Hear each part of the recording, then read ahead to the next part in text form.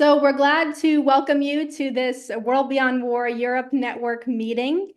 Today we'll be talking about the criteria needed for just and lasting peace agreements.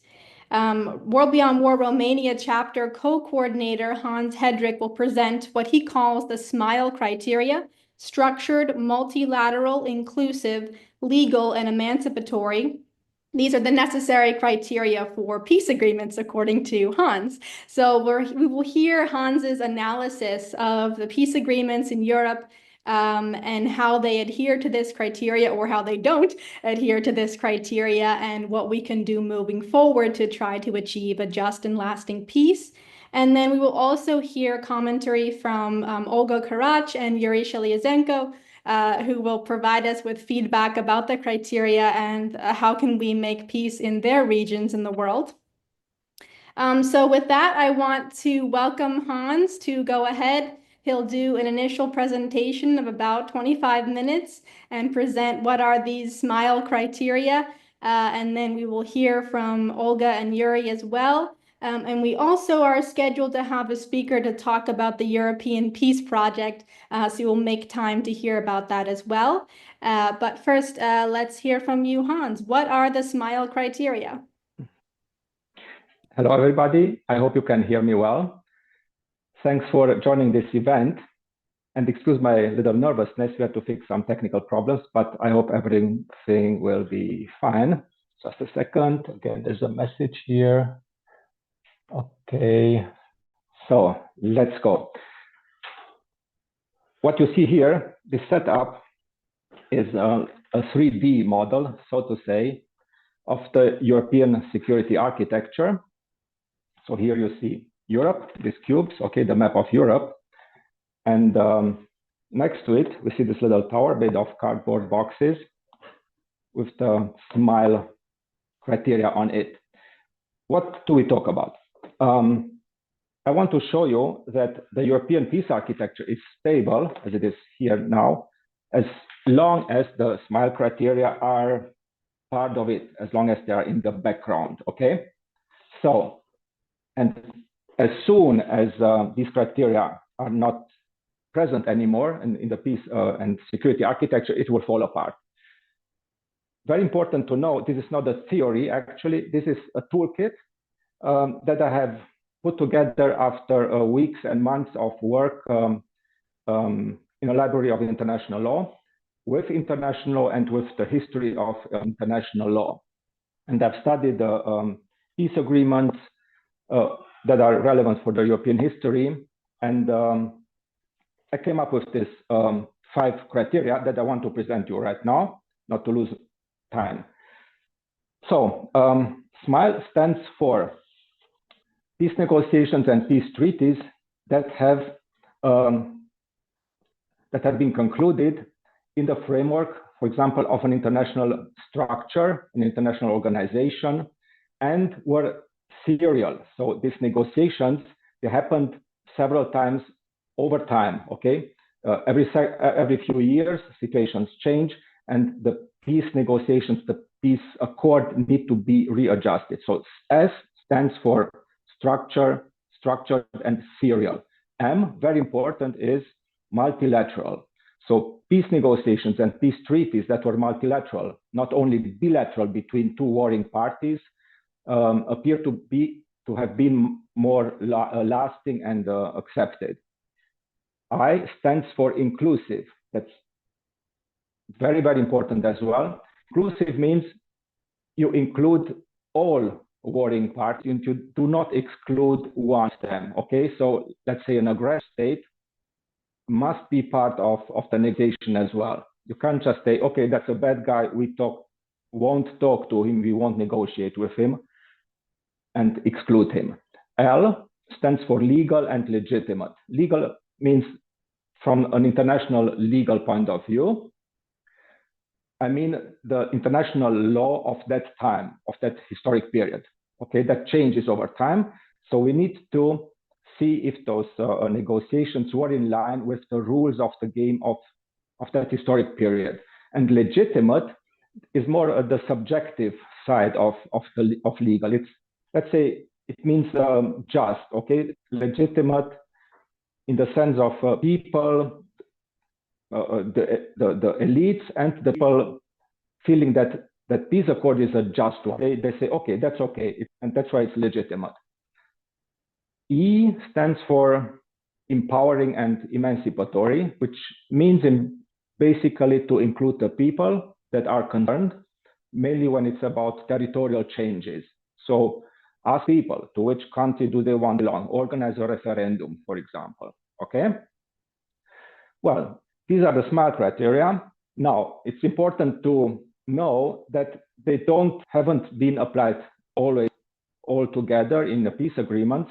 That's why some peace agreements failed. Others were longer lasting because more of the criteria were applied back then. And now let's have a look into the peace accord, peace treaties of Europe that made history and peace history in Europe. And I will briefly explain to what extent the SMART criteria have been applied back then and what were the consequences. So here we see 1648, that's the Westphalian Peace Treaty after the 30 Years' War in Europe. Afterwards, 1815, the Court of Vienna, after the Napoleonic Wars. Here we have 1919, after World War I, the Versailles Peace Treaty.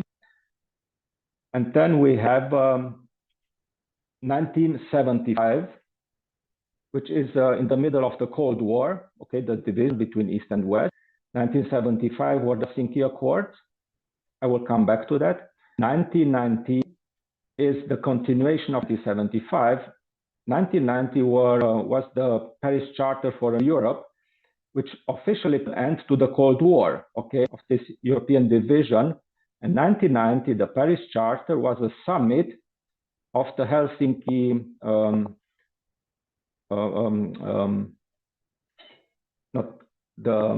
a conference on security and cooperation in Europe, okay? So 1975, Conference on Security and Cooperation in Europe, 1990, the foundation of it. Later it became Organization for Security and Cooperation in Europe, the OSCE. And finally, we will have 2025 nowadays. So, very brief. Interesting, in 1640, centuries ago, the peace treaties concluded back then were definitely multilateral. They all sat at the table. They were inclusive. All warring parties were present. Nobody was excluded. Very important. They were definitely legitimate, considered legal and legitimate. For example, they allowed the rulers of all bigger or smaller states to rule the country according to their own religion. Back then, there was the division, Catholics, Protestants, okay?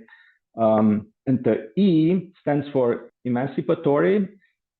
There was an interesting provision in the Westphalian Peace Treaty that said, let's forget about the past, about the wrongdoings of each side and focus on the future. So it kind of liberating from the wrongs of the past. It was emancipatory from the past, okay? So that people are not hindered to build peace. Good. That was 1688. 1815, that was the French Revolution and the Napoleonic Wars. France was defeated. Nevertheless, in Vienna, the warring parties sat together. It was a multilateral conference. It was inclusive, important. So France, defeated France, part of the negotiation. They had an important word to say. They were not excluded. It was considered legal and legitimate under the monarchic principle back then. They really focused on legitimacy of the rule. Of course, they defined legitimacy in the very traditional, old-fashioned way. So based on the monarchy, on the so-called divine legitimacy of the rule, okay, which today is not accepted anymore. But that was considered legal and legitimate back then. So after all, the Vienna peace treaty was very stable because many of these principles apply, okay? And what was missing in Vienna was the E, the emancipatory aspect in the sense that the national principle that already started to gain traction in Europe didn't count at all. Okay, the will of the people didn't count. Everything that counted was the rule of those monarchies to re-establish old Europe. Okay, and as we will see soon, because of the lack of emancipation, this whole order collapsed when World War I happened. In World War I, the old Vienna peace order collapsed, and we are up in 1919 with the Versailles Peace Treaty. What happened in Versailles? Contrary to Vienna in 1815, this was missing. It was not inclusive. The defeated powers, Germany, Austria-Hungary, Turkey, Bulgaria, were excluded from negotiations. They didn't sit at the table. And there is a saying in English, when you're not at the table negotiating, you are the menu. And that's what basically happened. Those countries were divided. They were imposed very harsh conditions, and without them having a chance to negotiate those conditions. The Versailles Peace Treaty had problems of legality and legitimacy as well, since excluding a warring party from negotiations was considered inconceivable back then.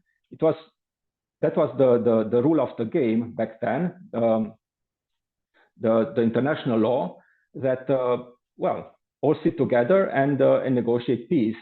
And in addition, before the Versailles Peace Conference, there were some negotiations between Germany and the Entente powers, where they actually they agreed that the peace treaty of Versailles, of the following peace treaty, will be based on those common agreements. Okay, and it didn't happen. The Versailles Peace Treaty was very different from these previous negotiations between Germany and the Entente when they reached the armistice. So we had here on this part, the Versailles Peace Treaty was very weak. This was lacking. Okay, what was there partly, at least, was the emancipatory aspect. The national principle was taken into account, at least for some of the nations. Okay, the nations that sided the Entente, like Czechoslovakia, Poland, Romania, Serbia, okay, their national interests were taken into account. The national interests of the defeated powers, unfortunately, were not taken into account. So the EU was not applied. The emancipation, empowering was not applied as a general rule, only to part of the participants. So we see the Versailles Peace Treaty was very weak on these two aspects, mainly, and a little bit on the third one, on the last one.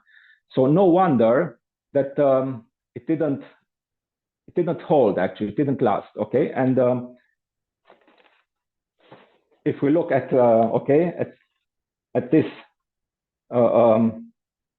this part of the European peace architecture, imagine the I being taken out and the L being taken out of the security architecture. Let's see what happens. Okay, I'll just take them out. Okay, this is what happened. The security architecture of Europe simply imploded, which means we had crisis and everything ended in World War II. Okay, so the more of these elements of the SMILE criteria were missing in a peace negotiation and the peace treaty, the more fragile it was. I think that I could prove it somehow right now. Now I'll try to put it together quickly. Okay. Smile. I hope it's okay. All right. Good. So that was the Versailles Peace Treaty with its strengths and weaknesses. Okay. Then World War II happened. 1945. Okay. May 9th, and everything that came afterwards, exactly 80 years ago, more or less confirmed the Versailles principles. Okay, and the borders as well. And well, it was they didn't change much. There were no peace negotiations with the defeated powers in 1945 either. Okay, then the Cold War came. Okay, we know division East West, the Iron Curtain in Europe, and in order to find a modus vivendi to just get along the two competing systems. We remember Korean War, Vietnam War, Cuban Missile Crisis, the real danger of a nuclear war. East and West just said, okay, let's try to find a way to get along. And they negotiated in 1975 and signed in 1975, August 1, the Helsinki Accords, which set the basis for the Conference for Security and Cooperation in Europe. Okay, to what extent did the Helsinki Accords comply with the SMILE criteria? Let's see. They established a structure that still exists today.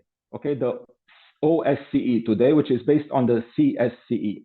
The negotiations in Helsinki were definitely multilateral. All East and West states were present at the negotiations. It was a huge, huge event. It was inclusive, nobody excluded. It was definitely legal under international law, even more since in the Helsinki Accords, they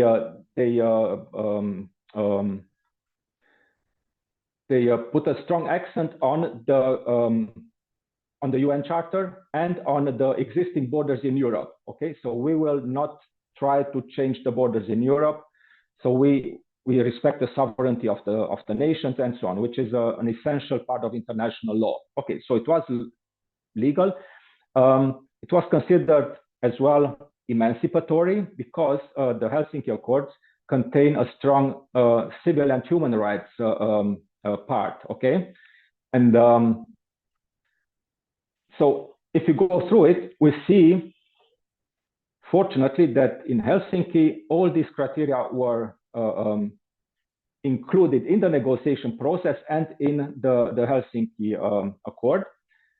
And with one little downside, so to say, the legal side is, it's there, but it's not that strong, since the Helsinki Accords and the whole OSCE that emerged from the CSCE is not enforceable under international law. It's even written in those accords that it's a declaration of will. Okay, we want to live in peace together, and so on and so on. But you can't enforce it like the United Nations Security Council can enforce the rules of the UN Charter. Okay, so the L is a little bit weak, so to say, but it's there.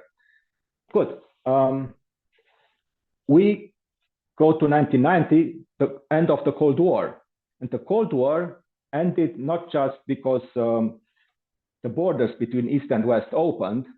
Okay, that happened out there in the countries, and people were on the streets. I participated as well in the turnover of the communist regime in Romania back then, as I was 18, and I would do it again. So it was a big event for us.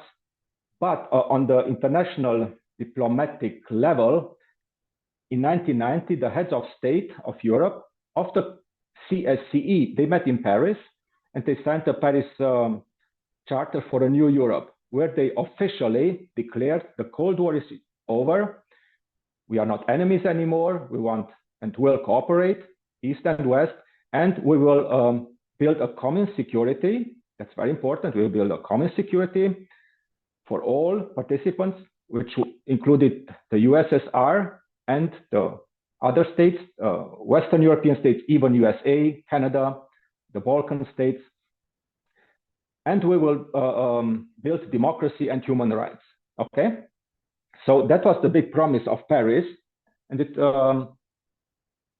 if we would have continued our way based on the Paris Charter, maybe we would have ended in another more peaceful scenario in Europe. But in reality, what happened, there was the competition already there between, let's say, a US-led approach to expand NATO as the basic pillar of security in Europe, instead of focusing on the CSCE and so on.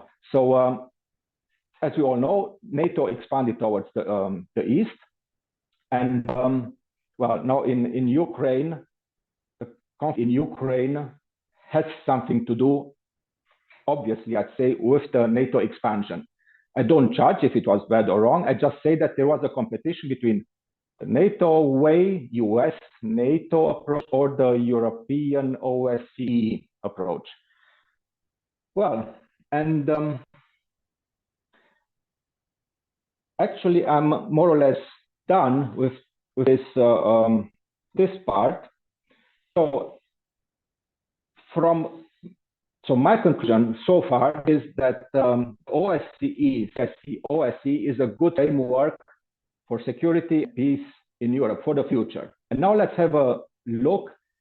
Let's try to apply the SMART criteria to the Russia-Ukraine war.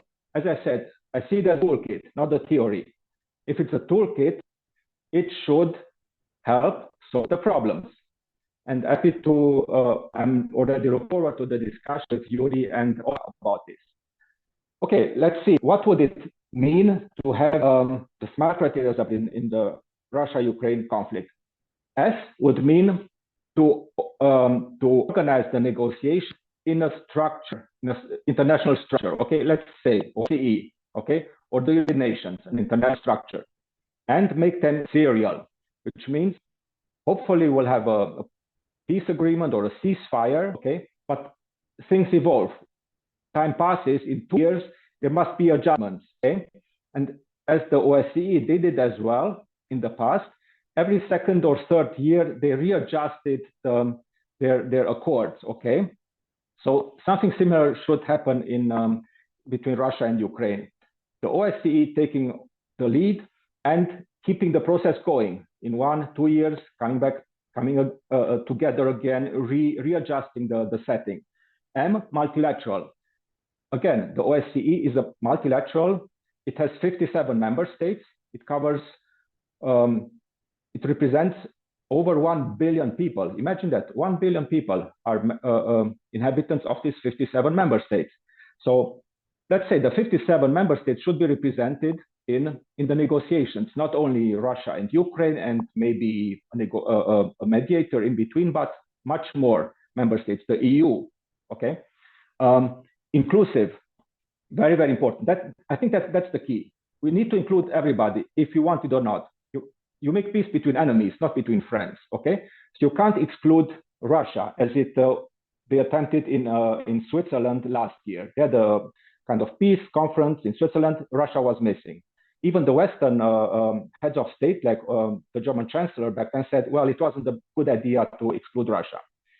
Meanwhile, Mr. Trump and Mr. Putin, they negotiated a few months ago, hey, let's settle the conflict by excluding Ukraine, which is nonsense. Again, by excluding the European Union, it's nonsense. No, you can't exclude them.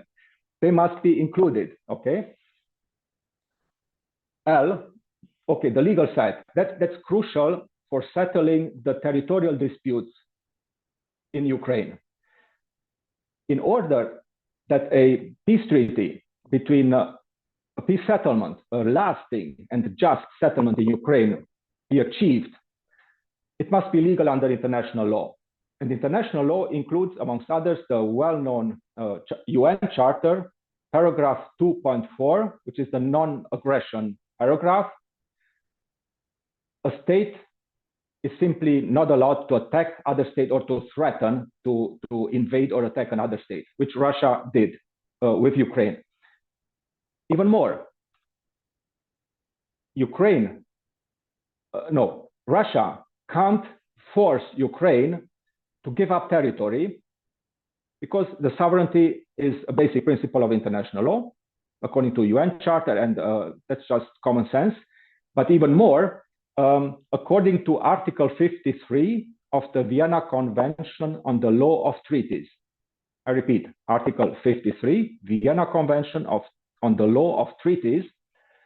an international treaty concluded under the threat or use of force, as it would be in the case of, let's say, Russia and USA imposing Ukraine to give up territory. Such a treaty is null and void under Article 53 Vienna Convention on the Law of Treaties. Okay, so this whole shebang organized by Trump spontaneously with Putin is null and void under international law, and it's normal that Ukraine opposed it, and European Union leaders, they said, no, we can't accept this. They didn't cite Article 53, but it's grounded on that, okay? So it's very important. So how to deal with the territorial issues of Ukraine?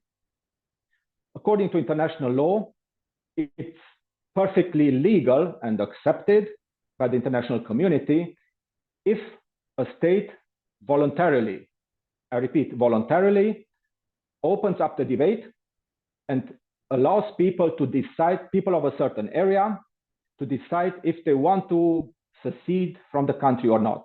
But that's strictly voluntarily.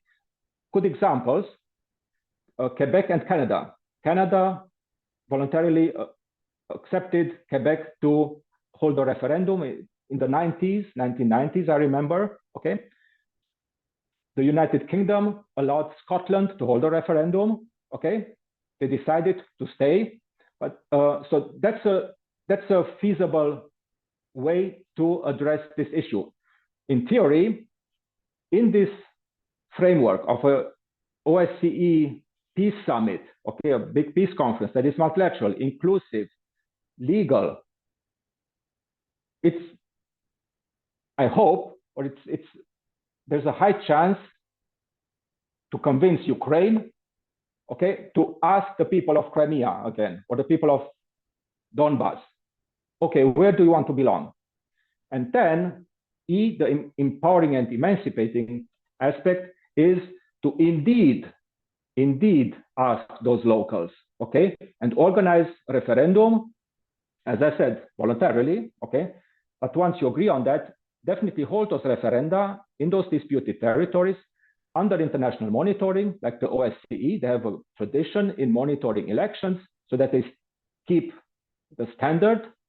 And then, okay, draw the border between Russia and Ukraine according to what you have negotiated legally, without threat of force, without threat of violence, and by asking the locals, okay? So this is it, basically. The SMILE principles applied to the Russia-Ukraine war.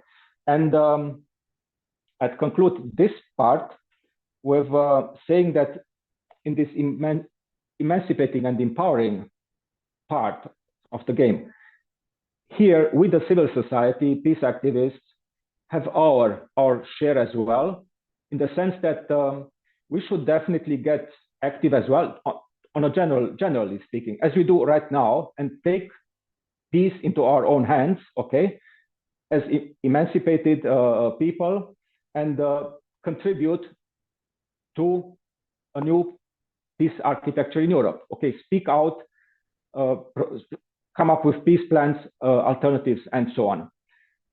So that's it concerning the SMILE principles. And at the end, I have I need 5 more minutes, maybe. I hope I'm still good on time. The SMILE principles would not only solve the Ukraine conflict, it would help us to get over to solve 2 other key issues. One is the moral trap. I've heard that rather often during the last weeks, that in videos of international analysts saying that the West is kind of trapped in its moral, in its more high moral standards. Okay, what do I mean with this, and what do those analysts mean? Again, it's about Russia-Ukraine. They say morality doesn't allow us to conclude a peace treaty with Russia because it would only reward the aggressor. okay? Because Russia would stay with those territories that it has robbed. It has robbed them. So we can't just accept it because morality, it's not in line with morality. As I said, in this framework, okay, we could solve that issue. But what's the problem with this?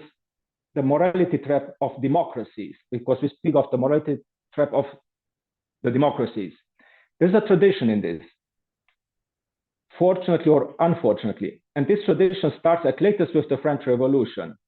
When the French revolutionary troops in 1792, they declared war to the Habsburg Empire and actually said, we will go to liberate those oppressed people, okay? And Napoleon did something similar. I will go and spread democracy, human rights, liberté, égalité, fraternité through Europe. It sounds good. It makes sense. We are beneficiaries, after all, of this whole process. The problem is, there are two problems. And I found it is in the history of international law. When you start a war with this on moral grounds, the enemy is not just an enemy anymore, it's the evil, it's the devil. So you fight the devil, you fight the evil, and therefore you can't conclude peace anymore. Okay, that's the morality trap. You can't conclude peace with the enemy because they are evil, period. The Habsburg Empire in 1792 was considered evil. World War I, they played it along the same propaganda saying, we, the Entente, we are the good, the Republicans, so to say, the liberals, and we will fight the oppressive empires. We are good, they are bad. And even President Wilson, before the Paris Peace Conference, said, we can't make a peace as it was in Vienna, in the Vienna Congress, where all sat together because we are the good, they are the bad. We can't negotiate with them. We have to impose our terms on them, okay? And there's this tradition of not negotiating with the enemy, and even more, to declare him really evil, okay? And we see this in the narrative about the Russia-Ukraine war. Russia, okay, Putin. You can't negotiate it with that guy. He's evil, he's Hitler, he's Putler, and so on, okay?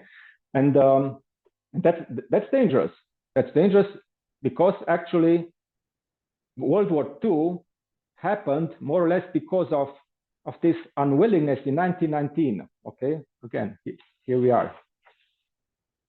But they didn't comply almost at all with these principles. They just imposed their will. So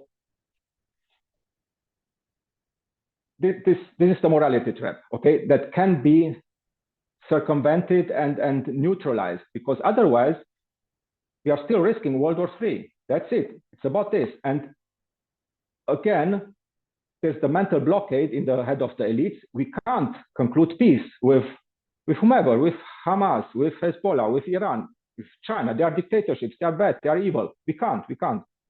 So what's the alternative? Blow up the whole world or what? No. Come back to these principles, okay? Make it multilateral, inclusive, legal, emancipatory, okay? It's complex, it's complicated, but it's doable. And it's definitely the way out of this trap, okay? And the very final point is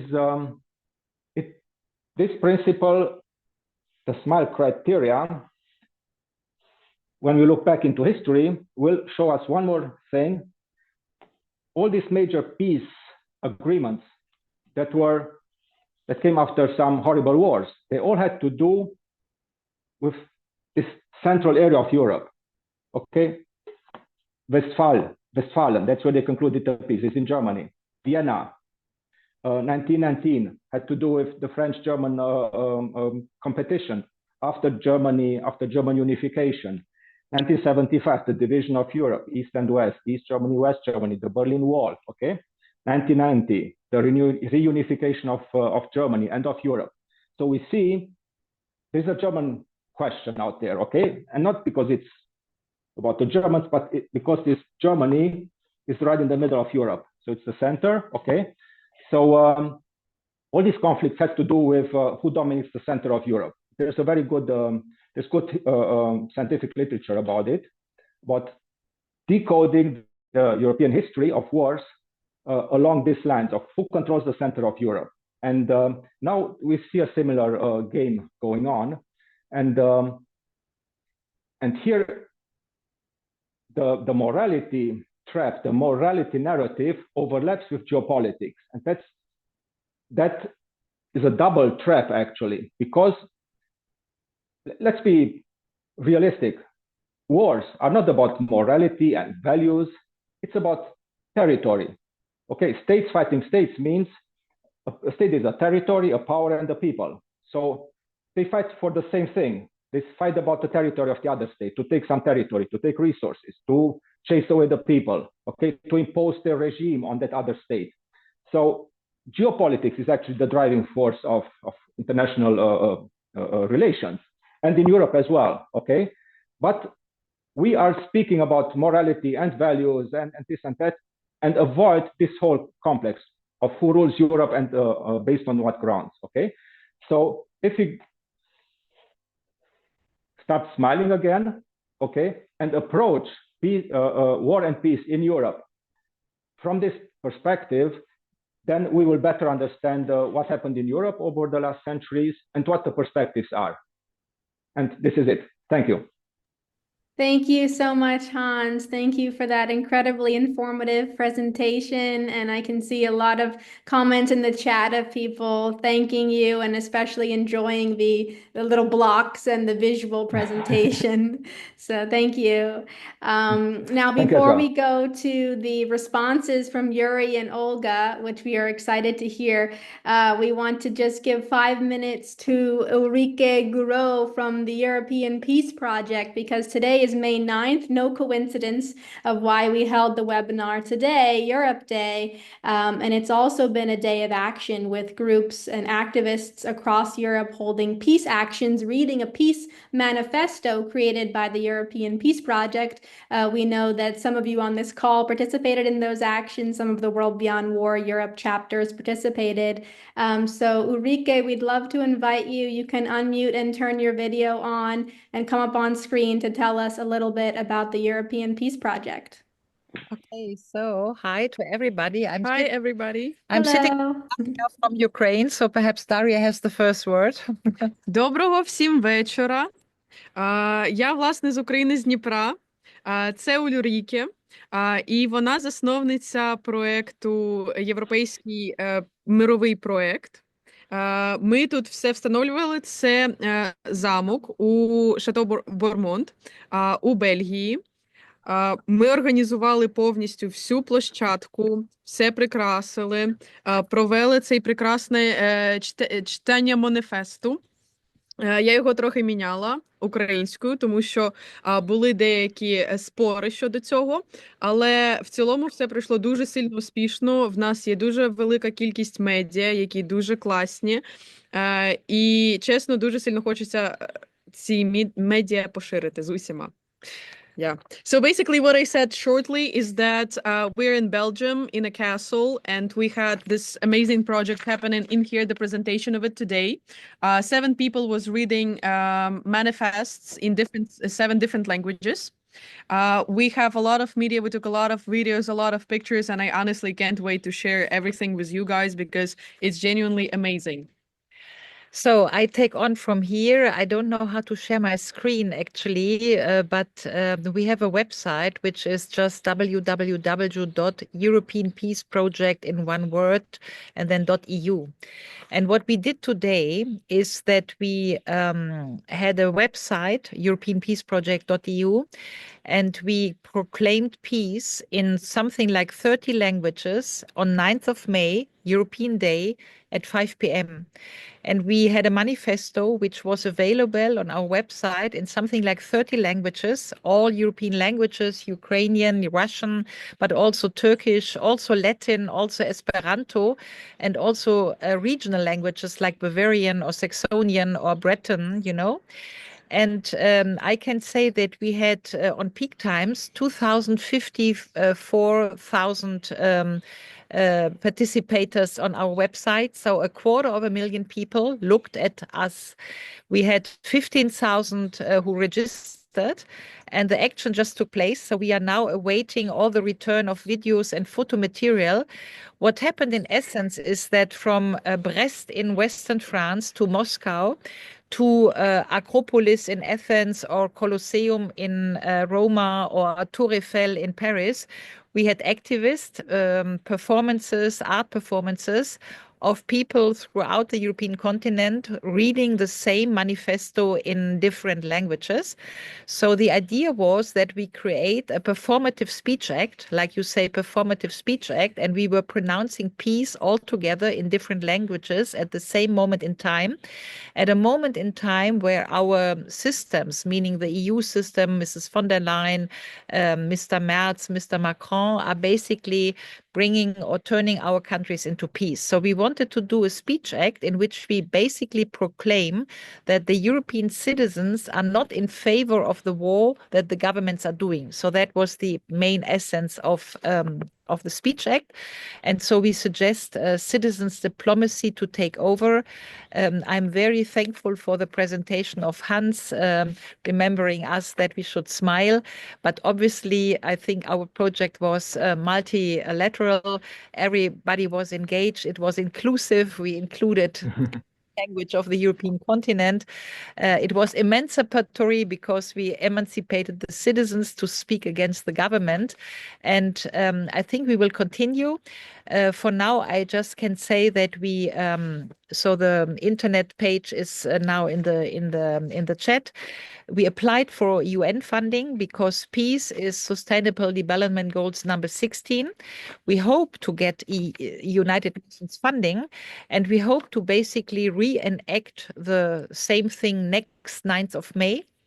And what are our plans is, now that we gathered something like 15,000 addresses through the European Union, we remembered Hertenstein program. Hertenstein is the conference of 1946. It happened in Switzerland after World War II, when the European citizens were basically shaping the new Europe after World War II. And we were remembering that citizen conference that took place and that gave leeway to a program, the Hertenstein program. You find it in the internet. And what we are now trying to do is that we take the energy of the project we launched today, and that we are thinking of organizing a huge citizen conference in September 2026. So 80 years after Hertenstein, we want to envisage Hertenstein 2.0. So that's the project for now from very beautiful Haute-Beaumont. And I'm very happy to sit with Daria from Ukraine, because she's at the center point of the emotional warfare that is going on this continent. And it's very important for me that we think about social and federal structures of Europe, bringing together all the people of Europe in a federal structure and in a European security architecture, as it was planned, by the way, in the Paris agreements of 1990 when the wall came down.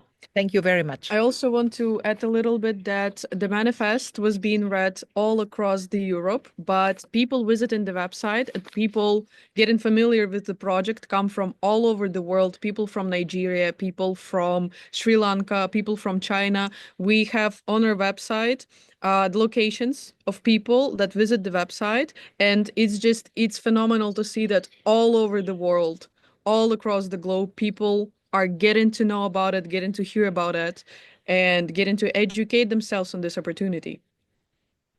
Thank you.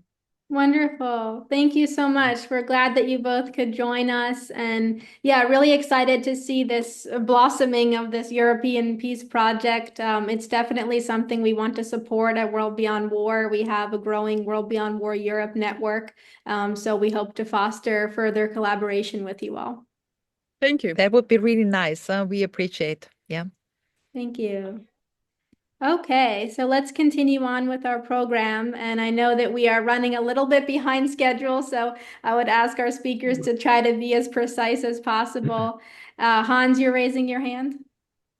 Yeah, actually, the very final point of my presentation was still missing. We have 2025 here at the bottom, okay?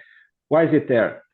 We have this year 50 years of the Helsinki process, okay? And my idea would be to make lobby with the politicians, with the OSCE, that the OSCE gets active again and organizes a European Peace Summit. The last summit with the heads of state of the OSCE member states was in Astana 2010. It's 15 years ago. So it's high time to come together again, and then peace and security architecture will be the big elephant in the room anyway. So let's push for this, okay? We need a European Peace Summit. That would be that framework for applying the SMILE criteria. Thank you. Okay, thank you. Okay, so let's continue on with our agenda, and we'll try to be as concise as possible. We have a lot to share on this webinar, and I hope that we might be able to go a little bit over time, because we definitely want to make time for Q&A, and we see lots of good questions coming in too.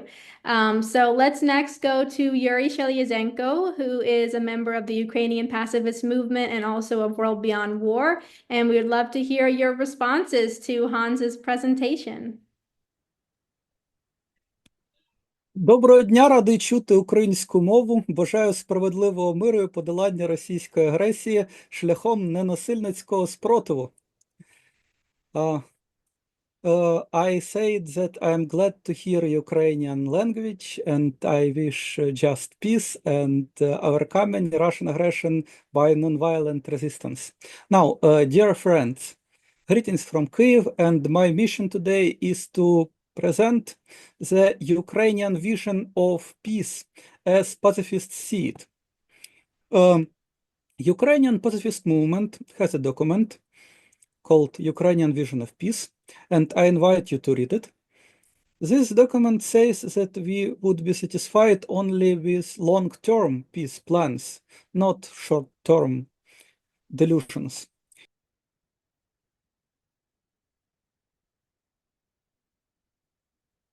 Uh-oh, it looks like Yuri's internet just got cut off. All right. Oh, I think he's joining again. Let's see. Are you back, Yuri? Yes, I am back. There was some glitch in Zoom. I Okay. don't know why. I hope you hear me now. Yes. Yes.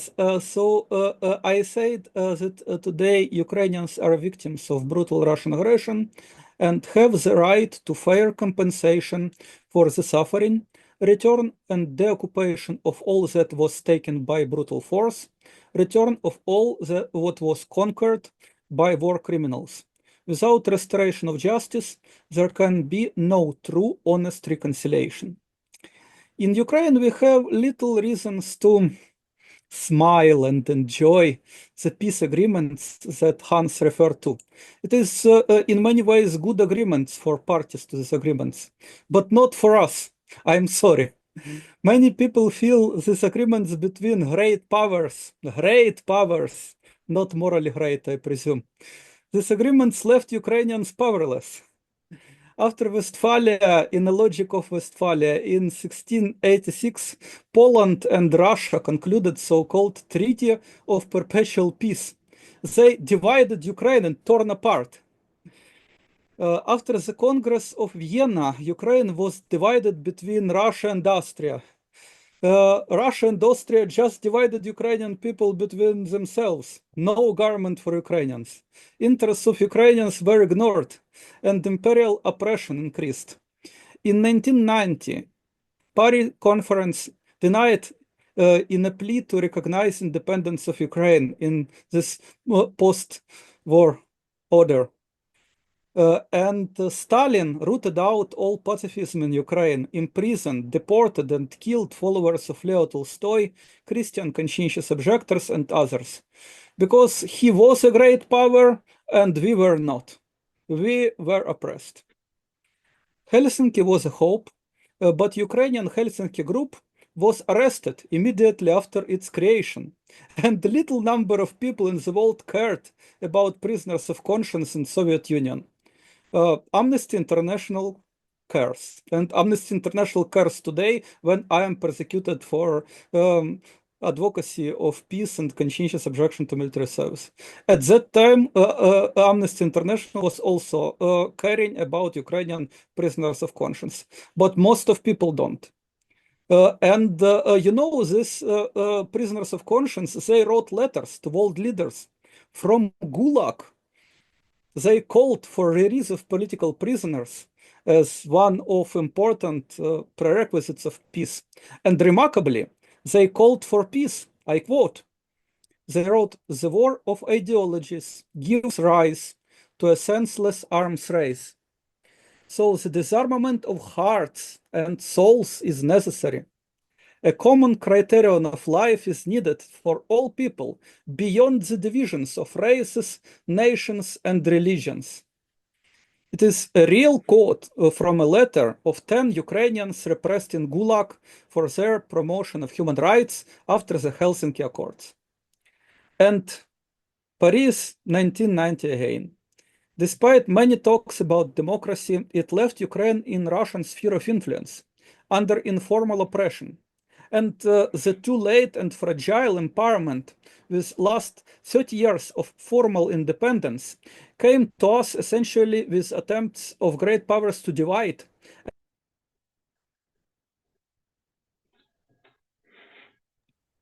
Looks like his internet cut out again. Hopefully he can get back in a minute.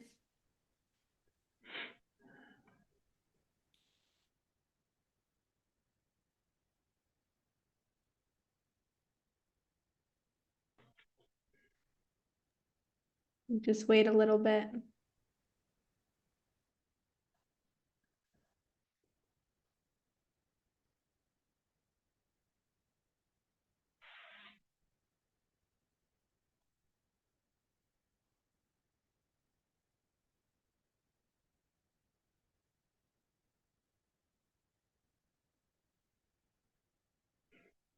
We appreciate everyone's patience and really appreciate the dialogue and questions and comments coming in the chat. I could maybe spontaneously answer Yuri in one sentence. Well, we'd also like to make time for Olga. I think we'll go to Olga if Yuri doesn't come back. Yeah, maybe. Just wait several minutes, you know, because Yuri is so, how to say, full of energy. I really don't want to interrupt him and his statements. You know, but it's okay, yeah. Yeah. Just waiting maybe a little bit here. Yeah, we'll wait a little more and then we'll go to Olga. Maybe just to clarify, if you want, this whole concept is for the eventuality that Russia won't withdraw from Ukraine. The normal and morally and international legal solution and just solution would be, of course, Russia to withdraw completely, voluntarily from Ukrainian territory, obviously. That should be it. But what if they don't? Then we could work with this toolkit. So this is for the plan B, so to say, for the real world,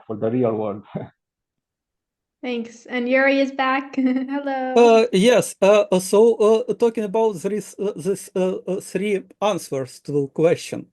There is barbaric answer loved by Putin that might is right and Crimea belongs to the strongest, to Russia. It is the past barbarism. If we have rule of law, then Crimea belongs to Ukraine. It is international law of today. And if we would manage to give progressive answer, create nonviolent government for all humans on common planet in the hopeful better future, Crimea and any other geographical areas will belong to everyone, to whole the multi-billion human family, to Crimeans, to Ukrainians. Actually, in this battle world, we will love all other nations like ourselves, love to all people. And it will also belong to Tatars, to Greeks, to Westerners and Easterners, and even to Russians. And of course, to Belarusians, to everyone, though it is painful to say about Russians after all the suffering Russia done to Ukraine. So to develop this idea, I am going to share my slides. One moment.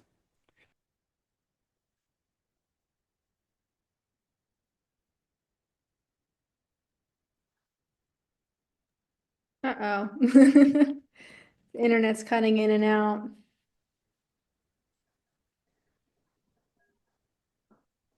Hmm.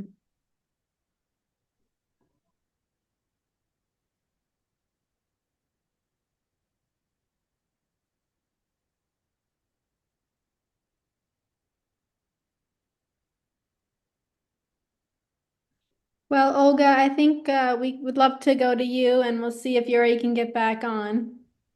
Yeah, okay. So yeah, let's welcome Olga Karach from Our House, which is an affiliate of World Beyond War, and we'd love to hear your responses to Hans's presentation and the SMILE criteria and how that applies to your region.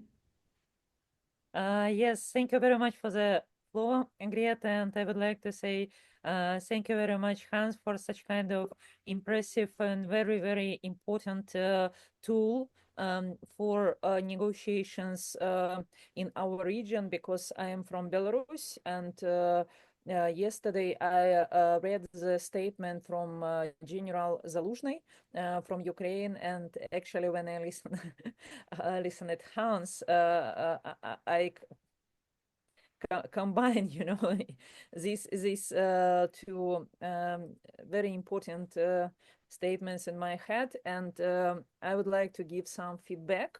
And first of all, I want to say that there are three things in the world I really can't stand. First and foremost, I hate war, of course, as a peace builder, as pacifist. And second, I truly despise the taste of very cheap tea served in plastic cups, especially when it's very hot. And third, I hate having to say, I told you so. It's a deeply sad moment when you are forced to utter these words because it usually means things have gone terribly wrong. Looking back on 2022, I must admit, unfortunately, my friends, the peace builders, pacifists, were saying saunter things right at very beginning of the war about negotiations, about peace agreements, etc., etc. And I didn't fully believe them. I thought, no, it can't possibly be so predictable, that bad, but it was. And now, many my colleagues, friends, and comrades, those who study war or devote their lives to resisting any war, can rightly say, we wanted you. And now it's my turn. I have to say, I wanted you too.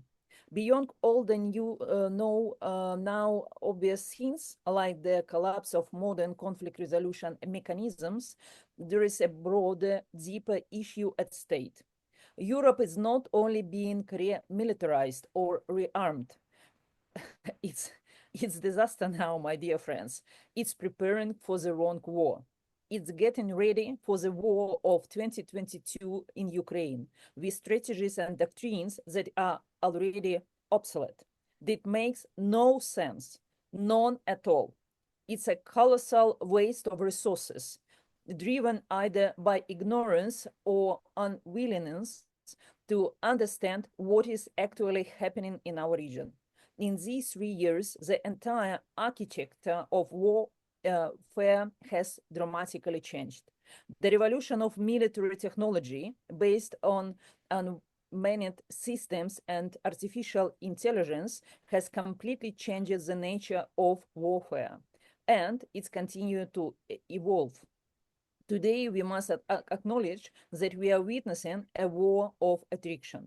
Due to the complete transparency of the front line, about 10-15 kilometers wide zone of continuous death has formed. Traditional offensive operations have not only lost their effectiveness, they have become virtually suicidal.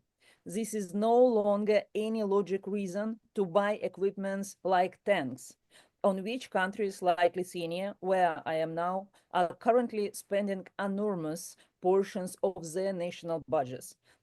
spending money and taking money away from children, people with disabilities, and the elderly. As militarization and tensions in Eastern Europe intensify, traditional approaches to security fail to ensure stability and collective security in general. Peaceful means of conflict resolution are being sidelined in favor of military buildup and confrontation. Alliances are being expanded alongside rhetoric that legitimize force. Defense budgets are growing. The arms race is accelerating, and nuclear deterrence is once again sought at the foundation of peace. The world is once again divided into rival blocs. The threat of nuclear war and environmental catastrophe is more real than ever. International law is increasingly violated here, everywhere. And now human rights mechanisms are failing, turning into symbolic structures easily manipulated by political interests and political elites. We are witnessing the dismantling the critical arms control agreements, while nuclear arsenals are being modernized. The integration of artificial intelligence into nuclear detection and retaliation systems is dramatically increasing the risk of regional nuclear war, triggered not by strategy, but by error. Economic and technological ties are breaking down due to sanctions. Cultural and academic exchange is being replaced by restrictions and surveillance. Western journalists are being exploited from Russia and Belarus. Independent media face repressions in every country. Russia outlets and media are blocked in the EU countries, sometimes by indirect means, creating barriers even for opposition voices. Belarusian media are pressured into silence and manipulated into low-grade propaganda used to defame and endanger civil society figures. So, also, what is important to say, both farms, nobody speak about, but it's very important, both farms and manipulative tech create fake narratives and misinformation, eroding public trust everywhere. Opposition movements, peace activists are labeled as foreign agents, extremists, terrorists as the threat of national security. Security agencies are given unbelievable powers, enabling mass surveillance, espionage, and false accusation of espionage. A witch hunt for peace activists in underway, targeting anyone who dares criticize militarization or stands for fundamental human rights. And what to do with such kind of common and very alarming trends? I think that now what we have to understand, we must say clearly, the future of global stability cannot rest only in the hands of governments and political elites. The focus remains military dominance, even at the cost of ignoring urgent social, environmental, and economical crises. Real security means disarmament. This is my believing. It means demilitarization of our societies. It means defending human rights everywhere. Civil society must have a seat at the negotiation table and in central role in peacemaking and peace-building process. And so, instead of holding on to outdated assumptions, we must ask ourselves how we stop the next war, how do we de-escalate, how do we build sustainable peace. For me, the idea of sustainable peace is more meaningful than just or unjust peace. Justice can be a very subjective concept. It often implies someone's version of fairness or even revenge.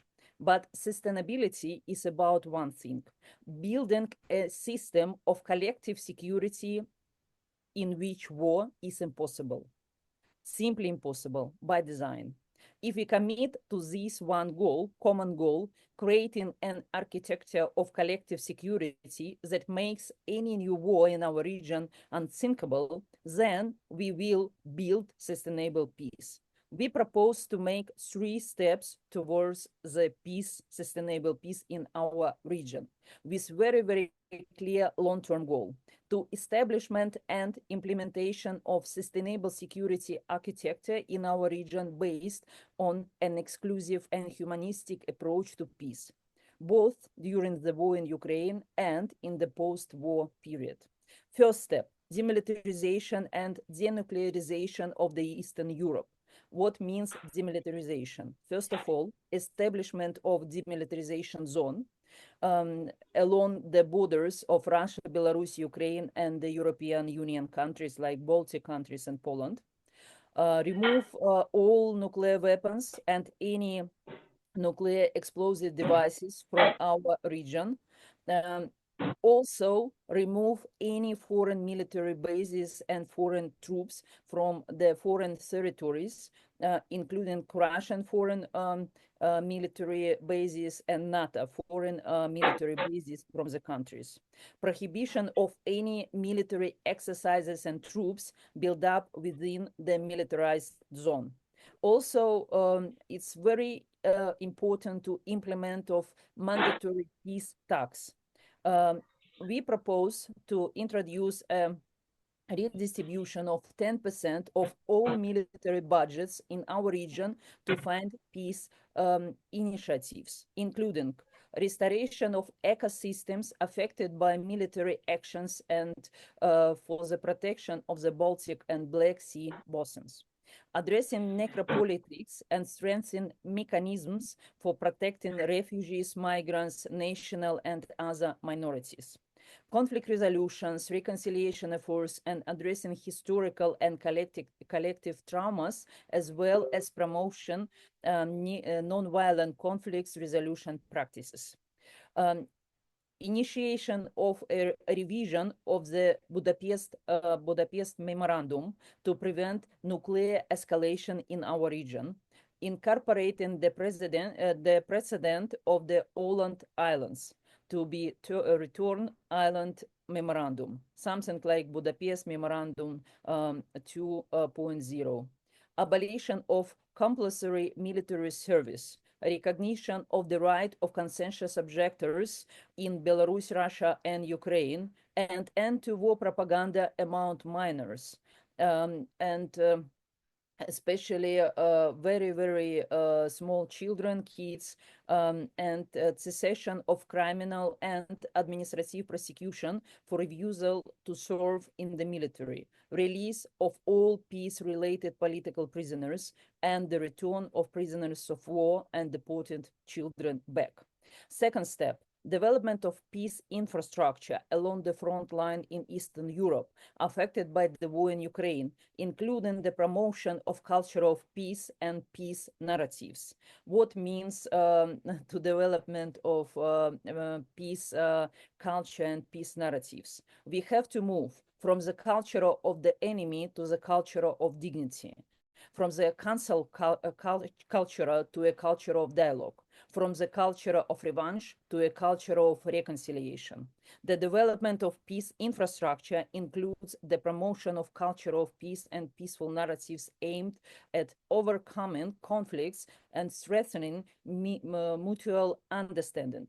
Peace movements, religious, social, humanitarian, environmental, and feminist initiatives, as well as professional associations like trade unions and local human rights associations working to protect vulnerable groups along with diaspora communities and their cross-border cooperation must play a crucial role in this process. Step number 3. Establishment permanent negotiation mechanisms like Helsinki 2.0, Helsinki 50+. We need to renew dialogue between us. Following the dissolution of the USSR, there was significant approachment between Russia and the West, culmination in the signing of the NATO-Russia Founding Act in 1997 and discussions of Russia's potential NATO membership.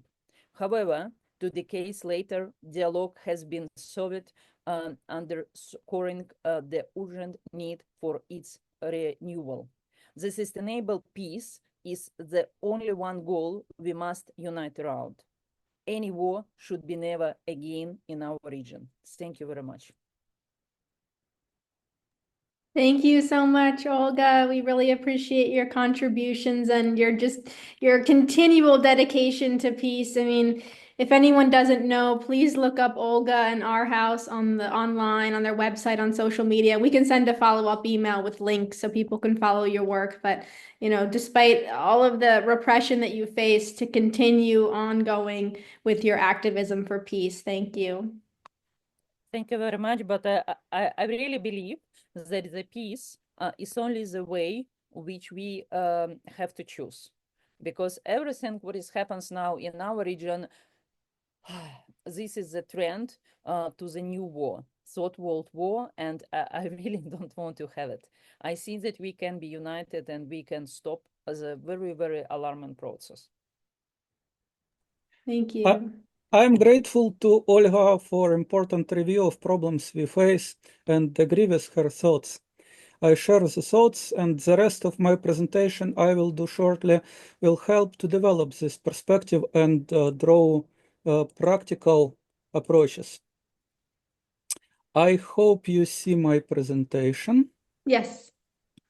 By the way, here you see some useful links, including the Ukrainian vision of peace, and I will also put these links into chat. One moment. This is chat, and I am putting links to the chat. So, in a dialogue with the SMILE concept, I would explain that we need 5 ingredients for universal peace. As the inscription on a wing of this crane says, peace begins with a smile. And we learned it today from Hans. But as I am going to explain, peace is also about crane. Since we are talking about the new architecture of international peace, a peace building, perhaps we need a building crane, or at least a symbolic crane, one of those origami that became a symbol of anti-nuclear movement championed by Hibakusha after Jan Sadako started to make thousands of paper cranes to gain immortality. That she did, she will live forever in our memory. Nuclear weapons were made to ensure national security of their owners by possessing the ultimate power to kill all life on the planet. Instead of that, nuclear weapons became an existential threat to all humankind, including their owners. They created a danger of self-destruction in the apocalyptic nuclear war. It is the most vivid illustration of utter absurdity of the idea of so-called peace through strength, cynically advertised by all sorts of strongmen like Trump, like Putin, and to say fairly, even President Zelensky of my country. Though he is an actor and he might just play a strawman, yielding to the bad tastes of audience. I prefer to hope he is able to be human, not sort of Superman from comic book. Why the crane? Well, we started this webinar with the acronym SMILE. Consider another acronym, CRANE. Peace crane is not easy to make if you don't know how. You must know the components of peace, and acronym CRANE represents these ingredients that we learned with time in the long history of Europe Hans talked about. CRANE stands for conscience, rights, amity, nonviolence, and equity. Why we need CRANE if we already have SMILE? Because SMILE is a set of criteria for peace agreements between governments. But all the governments that concluded such agreements in the past maintained their armies and prepared for new wars. That's why these agreements worked only for a limited time. The problem might be not in agreements, but in governments themselves, in political structure. Olga criticized it a lot. In the constitution, setting basic principles of political organization in society. Why a common planet that might prosper from cooperation between all members of large 8 billion human family is divided instead of into hundreds of rival nations fighting for the mythical absolute power over territories sadly encircled by barbed wire and gunned men called sovereignty. Why? It is a constitutional question. Perhaps we need a new constitution of the world to abolish wars and achieve peace. And for that end, we need to learn historical lessons indeed. Let's start from the Peace of Westphalia. I remind you, it was a time of reformation. And despite all textbooks say to you that Westphalia is about sovereignty, in fact, it is about a crash of delusion of absolute power of sovereignty. The Pope and the Emperor wanted absolute power and fought wars, endless wars. Their allies and subjects understood stupidity of their wars, and it ended with establishing realistic limits of power that cannot be absolute. Formally, it's still called sovereignty, but when not vested on one sovereign person, it is very limited sovereignty. And the most important thing is that, in fact, all the rulers who didn't have any willing to share their sovereignty with citizens, after all, the stupid wars were forced to recognize a reality that every human being has a sovereign sphere over which they don't have any power. It is the inner space, the forum internum in Latin. Everybody is master of his or her own conscience. After the recognition of the liberty of conscience, sovereignty never could try to be such miserably tyrannical as in the past. That's why conscience overcome tyranny, and it just was recognized by Westphalia agreements. It was not granted by those who agreed. They just recognized what they can't ignore. It is the first word of conscience. Today, conscientious objection to military service become one of the most effective restraints to states' ability to wage wars. Conscientious objectors stopped the war in Vietnam, and they could stop Putin's invasion of Ukraine. Support the Object War campaign. You need to support prohibition of conscription and refusal to kill as the basic element of the Constitution of Earth. In the world where everybody will refuse to kill, there will be no wars. Returning to history, the second word is rights. Conscience ended delusions of sovereignty, and human rights ended delusions of great power, of imperialism. Monarchs waged wars for great power. They promised people some rights in exchange for taxes and military service, but never delivered their promises. The people demanded their rights, and the Republic, they demanded participation in public affairs. The Vienna Congress was supposed to create an agreement between a few powerful players, but instead a lot of other interested parties influenced its outcome. It ended in such unexpected things as, for example, condemnation of slave trade and recognition of freedom of navigation. It appeared that sovereigns could manipulate people's pursuit of rights, like Napoleon, support foreign revolutionaries like Tsar Alexander of Russia, but can't eradicate the notion of rights that limited their absolute power and in the end their ability to wage wars. Now we come to the word amity, the third word in the CRANE acronym. People so hated the endless wars for power that started to organize peace congresses themselves, promoting grassroots friendship among peoples as the basis of friendly international relations. Amity means also universal character of peace. The advocacy of amity was a response to violent competition of great powers.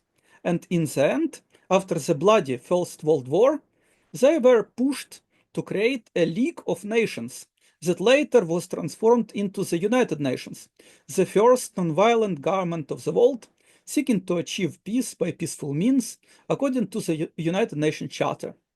Amicable approach is universal and therefore open for peace to everyone. Nonviolence is a pillar of peace that gained prominence after massive anti-war and anti-nuclear movements of 20th centuries, as well as development of methods of peaceful resistance to aggressions and tyrannies, and conflict resolution alternative to state violence. Now it required by the United Nations Charter to resolve international disputes peacefully, and aggressive war is prohibited. Equity is the most challenging word in the CRANE acronym. It is both justice for all and a share in common good that everyone could contribute and everyone owns. There is a common planet, common universe, and no group of people could claim exclusive power over it in part or in full. Where the good work was done, reasonable efforts might be made to ensure that people could enjoy the fruits of such work. But that does not give power to harm anyone. Protection of peace and any other common good must be non-violent. Democracy in its pure form means non-violent governance, by dialogue, not coercion. People want real democracy, their equity, and their say in public matters. That's why a lot of treaties at the end of Cold War, including Paris Treaty, were dedicated to development of democratic institutions. However, under guise of democratic institutions, populist politics of polarization and alienation emerged unchecked. Cynical principle divide and rule still drives political technologies and generates violence. On the whole way, we saw how elements of CRANE pushed people to insist on better, nonviolent governance. Mere agreements hardly bring peace, while the constitutional principles developed in the process of public dialogue and nonviolent action does bring peace. And now we reached the moment when old system again demonstrated its wickedness because of endless wars, and big changes are needed. These big changes will not come from great power players behind closed doors. These changes, as you see on the right column of the table, historically came from the grassroots. The changes will come with rising awareness among people regarding the constitution of peace, its basic components, and governments, despite all their ambitions, will follow the people, because when people learned civil disobedience, governments had no choice than abandon crazy ideas of aggressions and tyrannies, and even wars of liberation and bloody revolution. Governments will embrace further nonviolent methods, as they already forced to do, because in other case they will have nobody to govern. People will disobey. All grassroots tendencies that pushed governments towards unification and constitution of peace in the past has continuation today and could accumulate and make change. The CRANE describes these roots of peace beyond armed rule. C for conscience. Freedom of conscience gained momentum in 16th to 18th centuries and led to civil disobedience, restraining cruelty of governments. Peace churches, including Quakers, resist militarism. R for rights. Violent arbitrary governance declines because of raising awareness of basic needs that should not be armed, and soft power of the people seeking to get what they need, creating republics, adopting constitutions. There were peace congresses in 19th, 20th centuries, and Interparliamentary Union, International Peace Bureau was created. A for amity. Peace is impossible in the world of cruel competition for great power. It requires build-up of friendly relations and universal trust. When rulers fail to be united nations, people unite in networks of peace movements like the War Resisters International. And for nonviolence, people seek not international agreement between hateful and armed to the teeth governments, but disarmament, especially abolition of nuclear weapons, able to kill all life. Conscientious objectors refused to fight wars and contributed to the ending Vietnam War.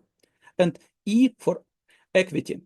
People overcome hateful, violent identities to be one family of humans on the common planet, governed without violence, and seek not security of exclusive privileges, but inclusive public good, that no harm is dealt to anyone and everyone's essential needs are provided for. Nobody is alien, nobody is enemy. This is an idea hated by mainstream violent populists and militarists, the idea that drives radical nonviolent resistance. We are building. How we could make the peace crane fly higher? And this is my conclusion. I could suggest several ideas. Regarding conscience, support object war campaign and refuse war campaign, as I said, resist wars non-violently, leaving no space for violent alternatives. Remember, if you will not resist non-violently, the militarists will resist violently. So you need to resist non-violently. Regarding rights, focus not on toxic politics, but on rights of persons and people. First of all, on human right to peace and human right to refuse to kill. Regarding amity, build friendly relations with everyone, have dialogue with everyone, see hope for good transformation in human nature even behind the evil behavior. Ask yourself how you could help these people to learn and practice the transformations for peace. Regarding nonviolence, peacefully resist, not apologize any kind of war, for example, Russian war of aggression against Ukraine. Not apologize militarism, resist peacefully and non-violently. And regarding equity, make your peace everybody's peace on common planet. Resist the roots of violent conflict in yourself and others equally without fear, hate, or violence. Remember, security for a few is not fair. Peace for all is fair. Thank you so much, Yuri. And thank you for your dedication to conscientious objection in the face of war. Oh, and there's your peace crane. Thank you. And we are officially at 90 minutes, but I do want to have some time for Q&A. So for those who can stay on, I think let's try to do maybe 10 to 15 minutes of Q&A, and then we'll wrap up. And we are recording. So again, we understand this is officially when we said we would end it. If you have to leave, we'll send out the recording after. And I know there's been several requests for written transcripts and other resources. So we will compile a follow-up email afterwards with everything we can send. So yeah, let's open up to questions. We have a lot. We'll try to get through as many as we can. And Hans, I had muted you during the other people's presentation, so you just need to unmute yourself. And so the first question, and I think I'll maybe direct it first to you, Hans, but then, others can chime in, please. But it's just about the OSCE and how somebody mentioned that the OSCE mentions that it's a partner with NATO. And how does that, does that undermine the OSCE's legitimacy if it's partnering with NATO?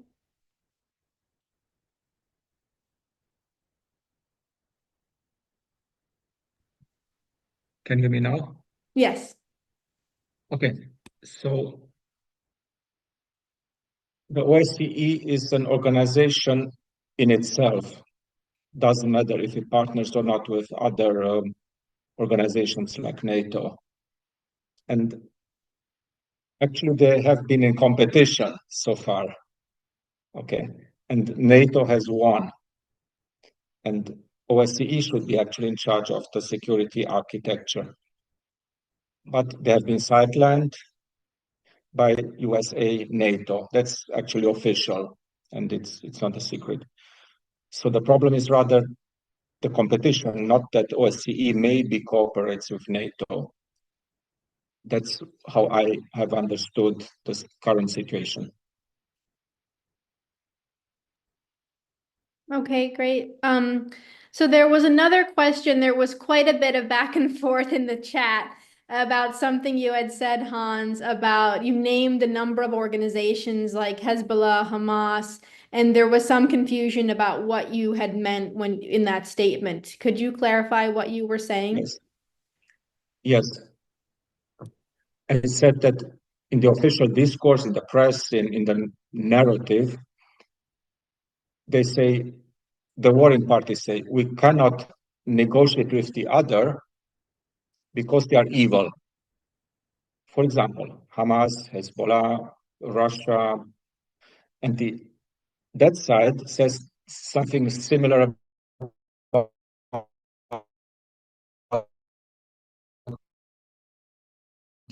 their. Uh-oh, we're losing you, Hans. Are you still there? Opponents, enemies. Israeli West is evil. I just tried to rule out. Can you hear me? You Yes. just broke up for the last Can you minute. hear Could me? you repeat what you just said? Okay. I just tried to reproduce what official narratives are. The one side says that the other side is evil and vice versa. So I don't judge who is evil or not. I just try to say that one side says Hamas, Hezbollah, Iran, Russia, Ukraine, USA is evil. It goes back and forth. Mm-hmm. And I With think the that's purpose, related.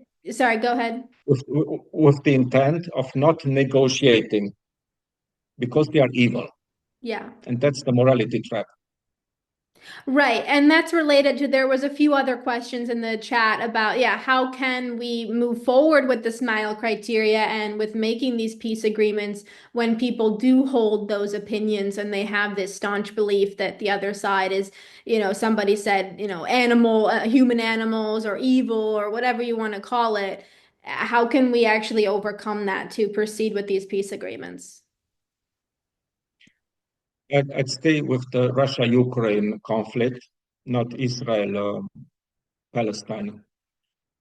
But I think it's a general thing. If we stay in an organized framework, make it multilateral, inclusive, then you build trust. That's it. You build trust. You are being perceived as human, that you have legitimate rights. You as well acknowledge the legitimate rights of others. So you negotiate on an equal level the legitimate rights of the conflicting parties. And at the empowering level, that's where the trust building measures kick in. And the OSCE has worked a lot with trust building measures between Ukraine and Russia in the Donbas area. Just organizing the small things of everyday life to de-escalate and so on.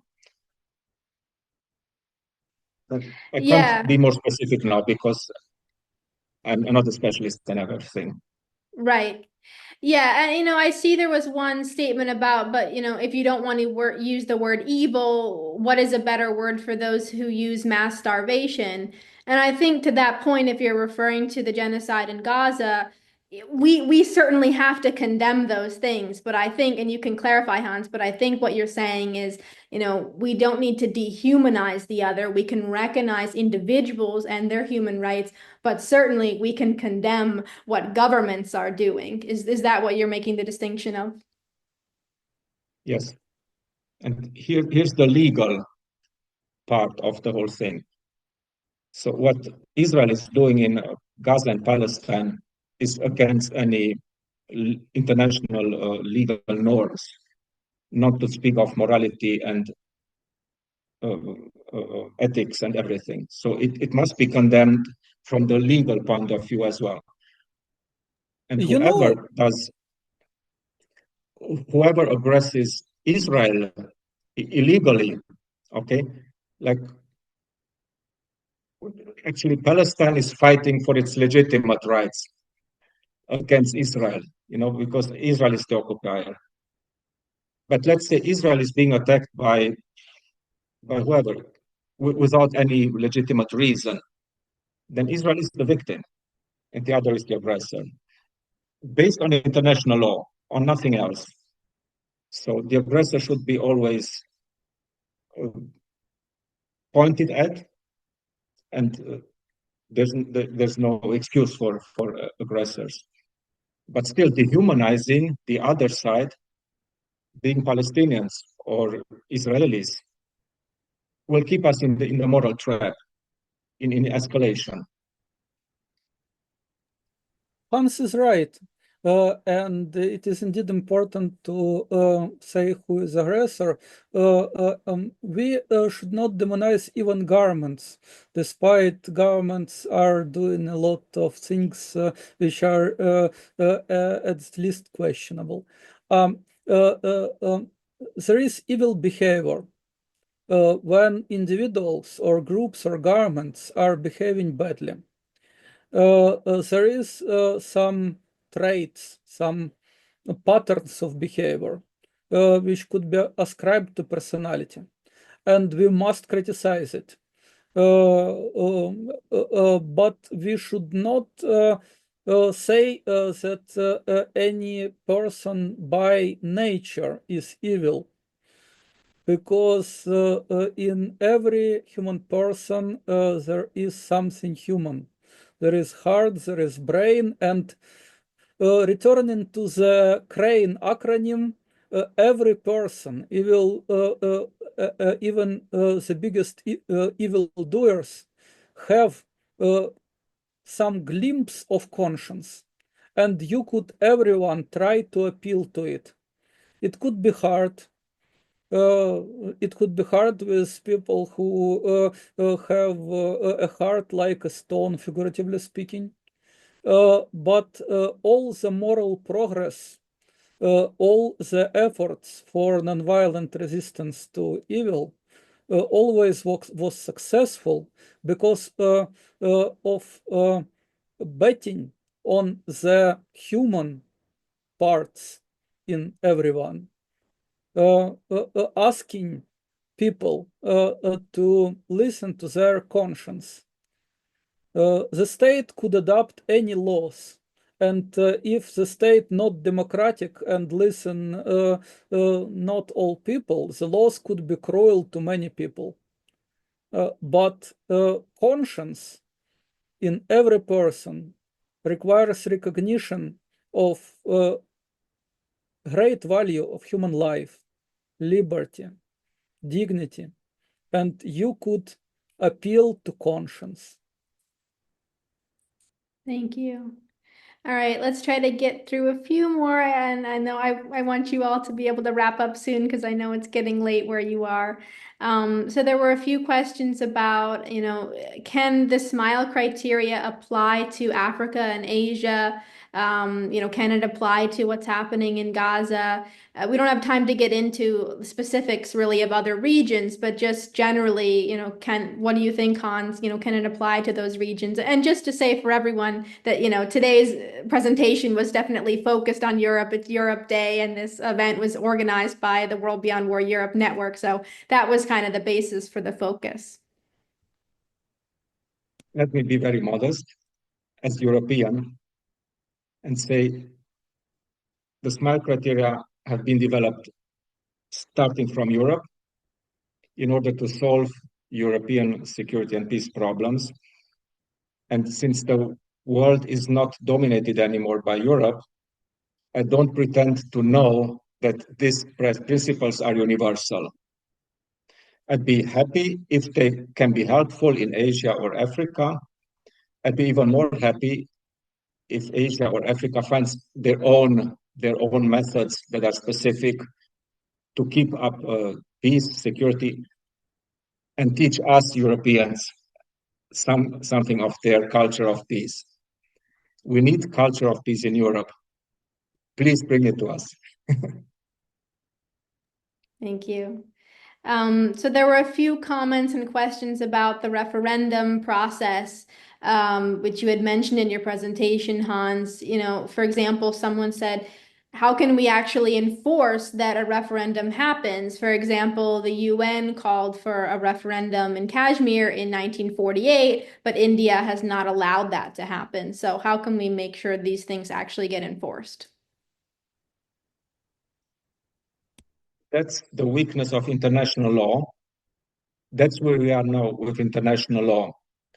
The sovereign state decides if they want to open up for a referendum for a region, for an ethnic minority, for autonomies, which is good because it stabilizes the international system, but it produces lots of unrest, even, or conflict in some of disputed areas.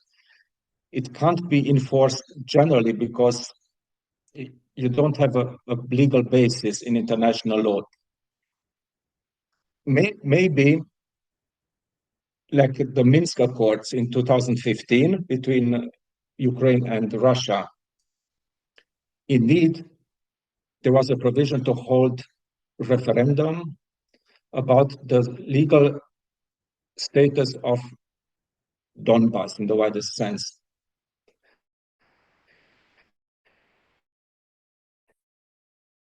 But the legal status inside of Ukraine. Am I still there? We lost your last sentence. Okay, so according to the Minsk Accords, the locals in the disputed areas in Ukraine were entitled to a referendum about their status inside Ukraine. So you could call on Ukraine to comply with the Minsk Accords that it had signed, and that was approved also by the General Assembly of the United Nations or the Security Council. So this is a binding accord between Russia and Ukraine. Ukraine should have complied to it as well as Russia. So it should have organized a referendum about an autonomy of those areas inside Ukraine. But you cannot force Ukraine to organize a referendum about the belonging of Crimea or the Donbas, that it secedes from Ukraine. You know, humankind have not very good history with referendums on big questions. For example, Hitler annexed Sudetenland using the instrument of referendum, and Putin annexed Crimea also, organizing some sort of referendum under the barrel of the gun. By the way, Minsk Accords also were signed under barrel of the gun because Ukraine was defeated at the battlefield. And as Russia understands Minsk agreements, they are not comply with international law. But when we are understanding Minsk agreements according to international law, it seems like Russia is not willing to comply with Minsk agreements. So to say about this weakness of international law, Hans rightly pointed out the lack of means of enforcement. The acronym CRANE has a remedy to it, the amity, because amicable settlement is very good because it is a process which leads to voluntary adherence to agreements, because agreements are beneficial to all parties. Now consider difference between public dialogue, seeking consensus on some matters of public importance, and referendum. Referendum seeks some majority rule. And for example, if Putin wants Crimea, he could send many Russians to Crimea and win the referendum for Crimea. India could send a lot of people to Kashmir and won the referendum for Kashmir, right? Hitler could do the same with Sudetenland. Is the majority rule imposing will on minorities, violating rights of minorities, is just? Of course not. Because justice is not only a decision suitable for the most of people, but it is also a decision which harms nobody, don't violate any rights and principles of law and principles of morality. We return again to conscience. So, amicable approach. We could have a referendum in the end as a formal adoption of decision. But any referendum will not be fair if before the amicable settlement of public issue will not be pursued in dialogue, inclusive dialogue, to which all stakeholders, to which all the interested people would be involved. And in this dialogue, everyone should be heard. In this dialogue, all needs, all interests, all legitimate rights and interests should be respected. And in the outcome of this dialogue, the decision will be prepared for which not only the majority will vote, but almost everyone will vote, and all the significant parties will comply with this decision voluntarily, because it was a good amicable process which helped to prepare agreement beneficial for everybody, win-win solution. Thank you, Yuri. And with that, I think we need to wrap up. I know we could keep talking for hours, and I hope that we continue to have these discussions. The World Beyond War Europe Network is active, and those of you who are in Europe, I encourage you to look at our website and find your nearest chapter or affiliate, or if there isn't one, work with us to start one. We also have many events coming up in person in Europe in the month of June, and we'll send this all in the follow-up email, so we hope to maybe see some of you in person. But a huge thank you to Hans, to Yuri, to Olga.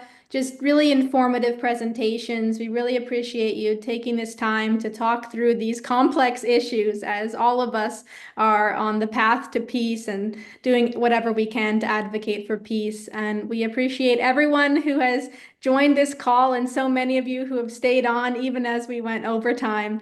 So thank you, everyone, and have a good rest of your day, evening, wherever you're located. All right, bye-bye. Bye-bye. Thank you. Thank you as well.